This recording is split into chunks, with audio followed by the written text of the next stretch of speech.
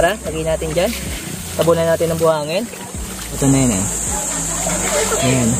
Ito mga diskarte, susubukan natin yung pinaka-latest si Tecno, ang Tecno Camon 40 Premier natin. Ayan, so dala natin yung live units. So meron na po itong tinatawag na water and dust resistant na naka IP68 at IP69. So pwede na po itong gamitin to underwater na 2 meters. Saktong-sakto, nandito tayo sa ilogin ng Tanay. Ayan, kung makapansin nyo, ang ganda ng ilog, no? So susubukan natin itong live units na dala natin. Tara. Pero bago yan, syempre check na natin kung live units to. So live units po yung mga diskarte, legit na live units siya, no? Ayan, gumagana po yan, buhay na buhay. So kailangan natin siyang patayin. Diskarte. So bago yan, syempre bago natin hugasan yung tubig, kailangan natin siyang dumihan. So kailangan natin siyang ilibing dito. Ayan. Makapansin nyo, may tubig pa yan, no? Ayan, no? Ayan. So ayan, kapit mo tol. Ayan, live units po yan. Tara, lagay natin dyan. Tabunan natin ng buhangin. Ayan. After po na, syempre, kukunin natin siya at babanlawan natin. So, syempre, dahil madumi na siya, kailangan natin siya hugasan sa ilaw. Wow. Ito nyo, hinugasan po natin siya. Ayan. At dumagana pa rin po siya, napakaligit.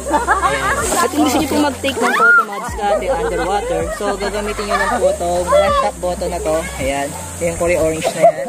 So ayan, pwede natin siyang ilubog. Tapon natin. Para makapag-take ng photo, pipindutin nyo na po yung button na yun. Ayan. So ayan, may sample tayo ng photo dito, pakita natin. Ayan, kuha natin sa ilalim ng tubig. So, para sa amin diskarte, parang bitin yung ginawa natin, ano? Bitin pa yun. So, tara, gasa natin. Ayan. Ayan. So, tingnan tayo kung makaka-survive sa tubig, no? Pero ito mga diskarte, legit, oh. Pwede talaga siyang basahin. Grabe ka, Tecno. Oh. Tama nga tigas na. Oh. Diba? Ayan, oh. Pwede ka mag-take ng photo kahit sa ilalim ng tubig. Ano ka ba? Ito natin. Oh. Tapulungan natin. Wow. Kita nyo naman, ayun, no? Wow, legit mga diskarte. Solid. Grabe ito. Ayan. So, balik sabi ko mga diskarte, legit na naka-IP68 at IP16 siya at water and dust resistant.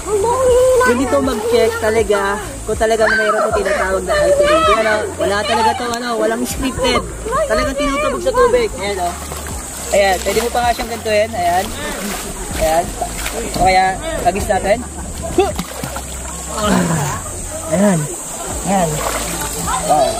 Legit. Saka? Sobra. Dito man sa atin. Tingnan natin kung gumagana pa. Oh, gumagana pa rin, no? Survive pa rin. So, basahin ulit natin. Ayan, tulitin na natin. Minsan lang to. So, itong unit na to, pinera na sa atin, ha? Super natin. Ayan. Ayan. So, ito madiskarte, masasabi ko, legit po siya, naka-IP68. Palagay mo sabi, ay, IP69, water and dust resistant siya. So, itong unit ang hawak natin, ay Camon 40 Premier natin. Ano to? Tecno Camon 40 Premier natin. So, same siya ng features natin sa Camon 40 Pro 5 natin. So, wala natin dalang unit sa sample, madiskarte. Dala na talaga natin yung premium natin. Ayan.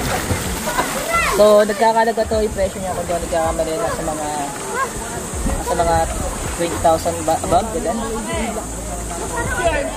So, yan, legit ang natin. Solid.